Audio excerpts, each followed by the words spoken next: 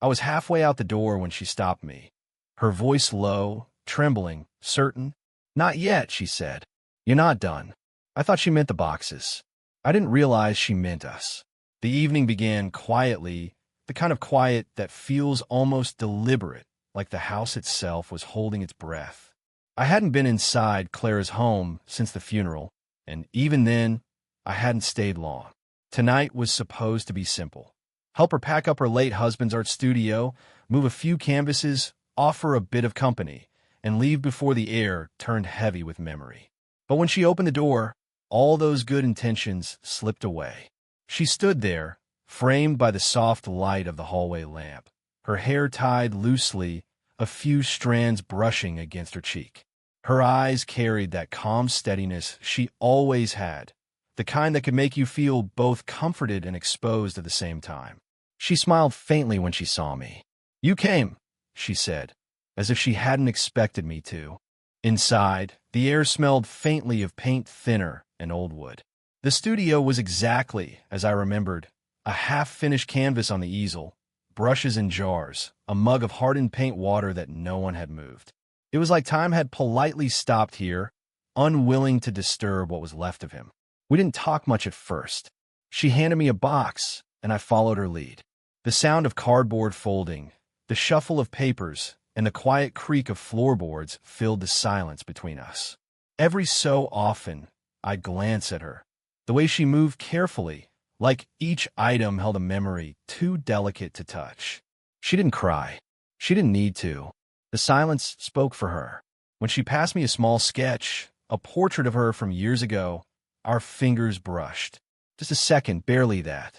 But it was enough to send a flicker of warmth through the cool air. She didn't pull away. Not immediately. Her hand lingered, as if deciding whether to hold on or let go. Then she took a slow breath and turned back to the shelves.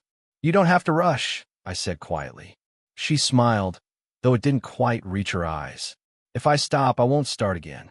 There was something in her tone that made me pause. Not just grief, but fatigue, the kind that seeps into your bones when you've been strong for too long. I wanted to tell her she didn't have to do it all tonight, that she didn't have to do it alone. But instead, I just stayed beside her. Sometimes presence is the only thing that matters. As the evening stretched on, the light from the single lamp softened to amber, wrapping the room in a muted calm. Outside, the sky deepened into dusk. I could feel the weight of the moment, quiet, respectful, but intimate in its own way. Somewhere between the laughter of old memories and the hush of what was gone, something shifted. Not love, not yet, but a tenderness, the kind that grows in the spaces where grief and kindness meet. While I looked at her again, she was standing by the easel, the lamplight catching in her eyes. And for the first time, I realized this wasn't just about letting go of what was lost. It was about finding what might still be left. By the next evening, the rhythm between us felt different, softer, more natural, as if silence had stopped being uncomfortable and turned into something shared. The studio was still cluttered with canvases and jars of brushes, but the air seemed lighter, easier to breathe. Maybe it was the way the sunlight slipped through the blinds, dust dancing in its beams. Or maybe it was her, Clara, moving with a kind of fragile grace, her sleeves rolled up, her hair pulled into a loose knot that let a few strands fall freely around her face.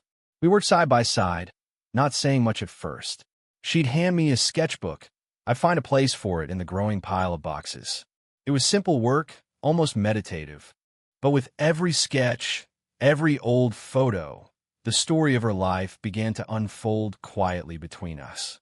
She told me about the first time she met her husband, how he'd painted her without asking, claiming he'd seen something in her eyes worth remembering.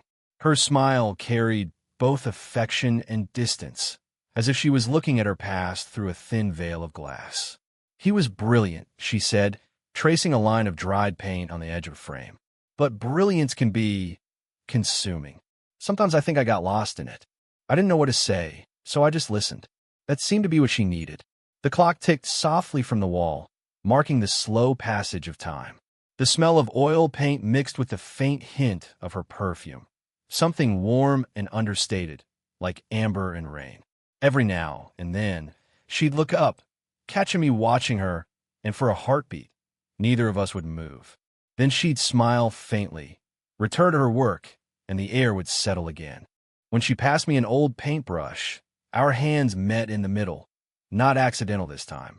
Her fingers brushed mine, soft and cool, and for a moment she didn't pull away. Her eyes met mine, curious, almost searching. Then she blinked, lowering her gaze with a small, self-conscious laugh. "Funny," she murmured. "You'd think cleaning up would make things clearer.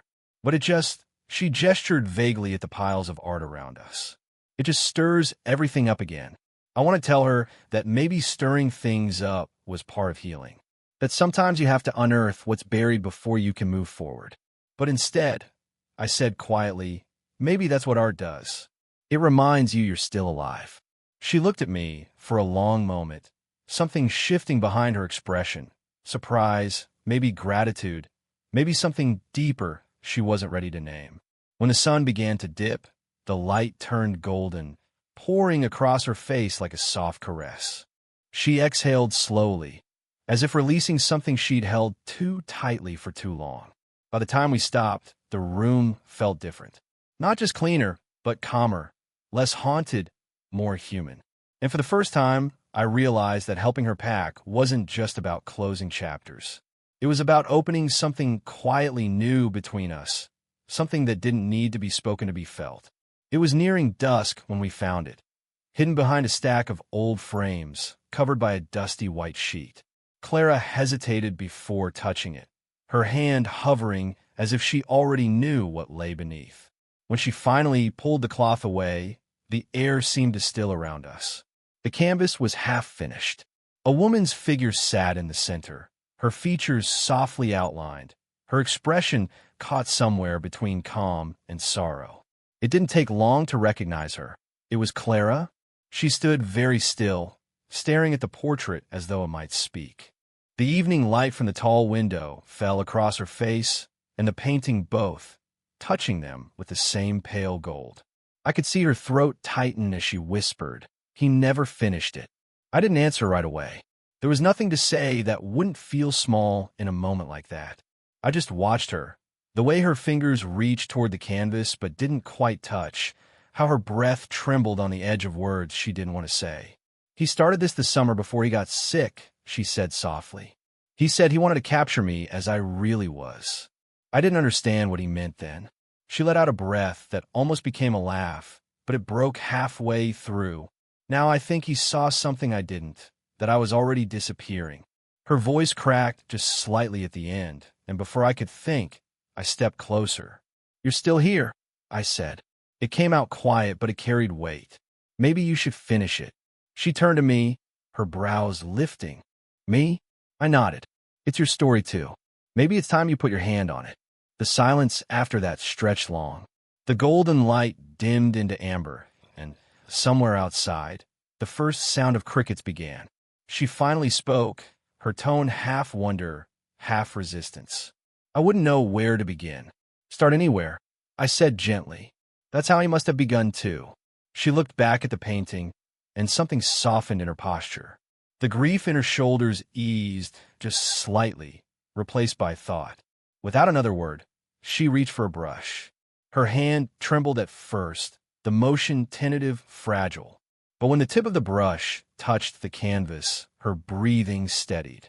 The moment felt sacred, quiet, alive, like watching a wound begin to close. I stood beside her, saying nothing, just letting her exist in that space. The faint scrape of bristles against paint, the smell of turpentine, the slow magic of creation and memory entwined. At one point, our shoulders brushed, and neither of us moved away. When she finally lowered the brush, her eyes met mine.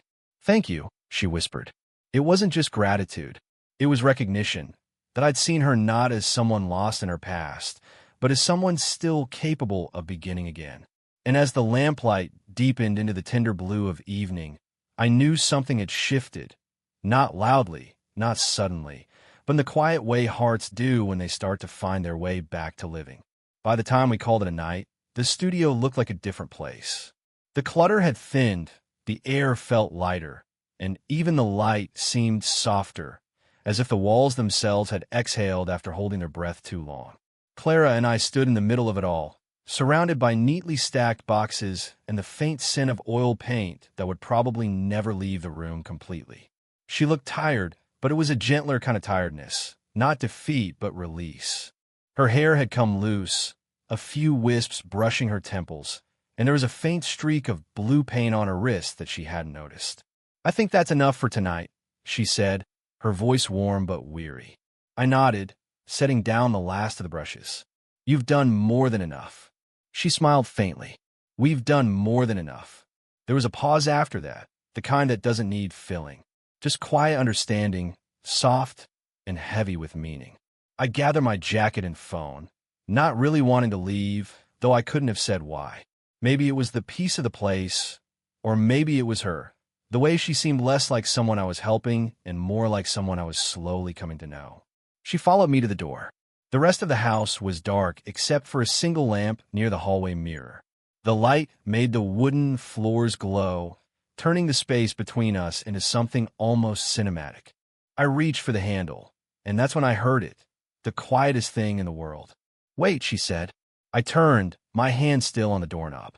She was standing just a few steps behind me, her eyes uncertain but steady. She hesitated, searching for the right words. "I wanted to say thank you. For tonight. For not treating me like I'm fragile." I shook my head gently. "You're not." Her lips curved, but it wasn't quite a smile. Sometimes I forget that. For a moment, neither of us moved. The air between us seemed to hum, not loud, not dramatic, just quietly alive. Her gaze lingered on me a second too long, and then, almost without thinking, she reached out and touched my forearm. It was such a small thing, a brush of skin against fabric, but it stopped everything else around us. "Clara," I started, but my voice trailed off. She let her hand fall, but her eyes didn't leave mine. "You don't have to go just yet," she said softly. "There's still a bit to do." I knew she wasn't talking about the studio anymore. The way she said it, the slight tremor in her voice, the warmth behind her restraint, said something else entirely. I hesitated, the weight of the moment pressing gently on my chest. The house was quiet, the night outside still, and somewhere in that stillness, something unspoken stretched between us, fragile, uncertain, but real. Then she said the words that would stay with me long after that night. "Not yet," she whispered. "You're not done." And suddenly, I understood. She wasn't stopping me from leaving a room. She was asking me not to leave her. For a long moment after she said it, the world went quiet. The kind of quiet that feels alive, like the air itself is waiting to see what you'll do next.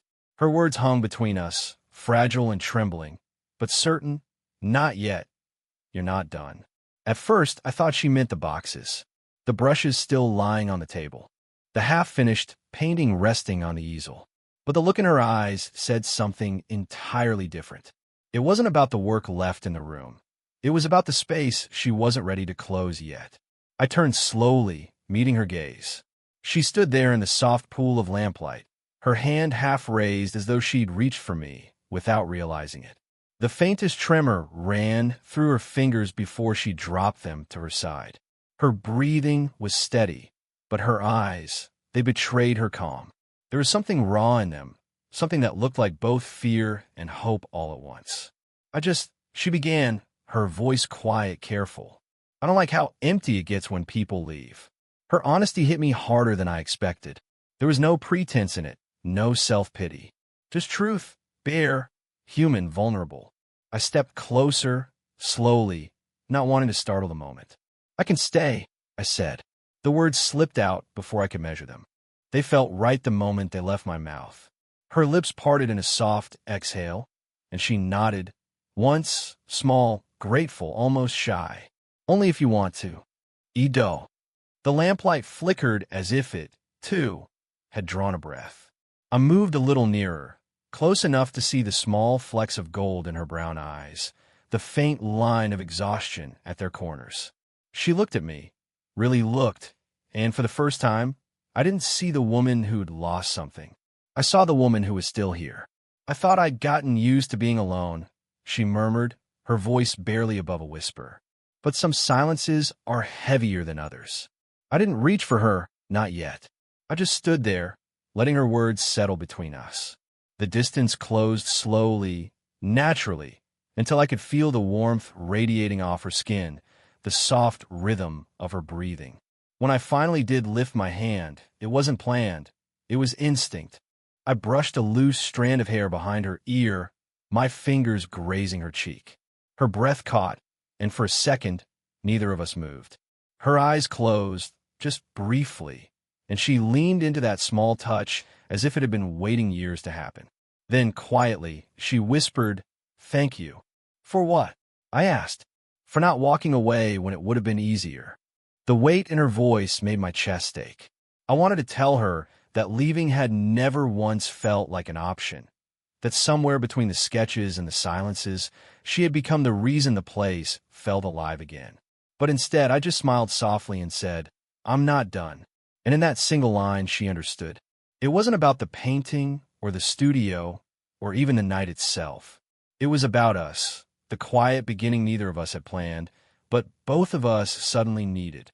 After that moment at the door, something unspoken shifted, not loudly, but with a quiet certainty that filled the space between us. Clara didn't ask me to sit. She just turned and walked back toward the studio, trusting I would follow. I did.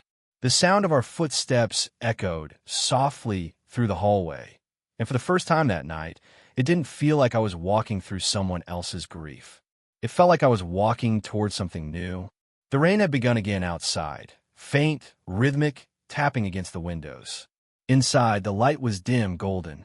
She'd lit a candle on the table beside the unfinished painting, and its flames swayed with each breath of the evening air. We didn't speak for a while. She sat cross-legged on the floor, her back resting against a stack of boxes, and I joined her. The closeness felt easy now, natural. "I used to sit like this for hours," she said softly, her eyes on the painting. "He'd paint, and I'd read. We didn't always talk. Sometimes silence felt like enough." I nodded, my voice low. "Maybe silence is when you really know someone's there." She looked at me then, a small, quiet smile forming. "You understand that, don't you?" "I think I do." We talked after that, not about the past, but about smaller things. The books she'd been meaning to read. The places she wanted to visit but never did. The way the world seemed to shrink when you stayed too long in one room. Her voice grew lighter with each story, and her laughter, when it came, sounded like something being restored, fragile but real. At one point, she leaned back, her shoulder brushing mine. The contact was brief, unintentional maybe, but neither of us moved away. It was strange how something so simple could feel so grounding. Her warmth seeped through the fabric of my sleeve, steady and human. The candle flickered, and she turned her face toward it, her features soft and thoughtful. "It's been years since anyone stayed this late," she said. "I can leave if you want me to." Her head tilted, her eyes meeting mine again. "That's not what I meant." Something in the way she said it made my heart tighten, gentle, honest, without pretense. I didn't say anything back. Instead, I reached for the sketchbook she'd left beside us earlier. "Show me something you drew," I said. She hesitated, then flipped it open. The pages were filled with sketches, faces, hands, glimpses of life caught in pencil and shadow. Her talent was quiet but undeniable. "I used to draw to feel close to him," she said. "Now I think I just draw to remember myself." I looked at her then, at the woman sitting beside me in the soft candlelight, her voice steady, but her eyes glistening with the effort of moving forward. Without thinking, I placed my hand lightly over hers. Her fingers were cool, delicate. She didn't pull away. Instead, she turned her palm, so our hands fit together, her thumb tracing a slow, thoughtful line against my skin. The rain kept falling. The candle kept burning. And in that stillness, without promises, without grand declarations, something pure and wordless settled between us. It wasn't passion, not yet. It was peace. The kind that only arrives when two people finally stop pretending they're fine alone. The rain had stopped sometime before dawn. I hadn't realized how long we'd been talking until the candle beside us had burned almost to the base, a tiny pool of wax glimmering at its edge. The studio, once heavy with grief, now felt lighter, still but alive. Clara had dozed off against my shoulder, her breathing slow and even. The warmth of her head resting there felt like both a weight and a quiet gift. I didn't move for a long while. The light outside was beginning to change, that tender, gray-blue hour before sunrise when everything feels softer, forgiving. I watched it spill slowly across the window pane, catching the outline of her face, the loose strands of her hair, the faint paint smudge still on her wrist. There was a piece to her that I hadn't seen before. When she stirred, blinking herself awake, she didn't seem startled to find me still there. She just looked up at me with that sleepy half-smile that dissolves defenses. "You stayed," she murmured, her voice rough from sleep. "Yeah," I said quietly. "Didn't want to wake you." She stretched her fingers slightly, then drew them back in her lap, shy for the first time in hours. "I don't remember the last time I fell asleep like that," she said. "Then maybe you needed it." Her gaze softened. Maybe I did. The first real light of morning began to fill the room. Pale gold, warm, honest. It spilled across the unfinished canvas still standing on the easel, lighting up the faint brushstrokes she'd added the night before. I stood and walked to it, studying the painting in silence. Something about it felt different now, less haunted, more alive. She joined me after a moment, her hand brushing against mine as she adjusted the angle of the easel. "I think I'll finish it," she said. "I know you will." She looked at me, then really looked, the kind of look that feels like it sees straight through you and still decides to stay. "You helped me see it differently," she said softly. "Not just this, all of it." I wanted to say that she'd done the same for me, that something in me had shifted too, but the words caught somewhere in my chest, and I let them stay there, unspoken but understood. She turned toward the kitchen then, moving with quiet ease. "Coffee?" she asked over her shoulder. I smiled. "Always." When she handed me a mug a few minutes later, her hand brushed mine again, gentle, familiar, intentional this time. The smell of freshly brewed coffee mixed with a faint trace of rain, still drifting through the open window. Outside, the world was waking up, birds calling, branches dripping.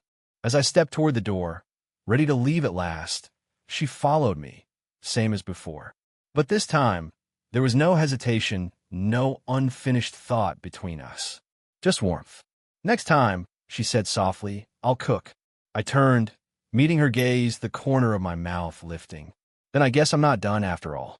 She laughed, a quiet, genuine sound that seemed to fill the house. And as I stepped out into the fresh, rain-washed morning, I knew she was right. I wasn't done. Not with her, not with the story that had only just begun.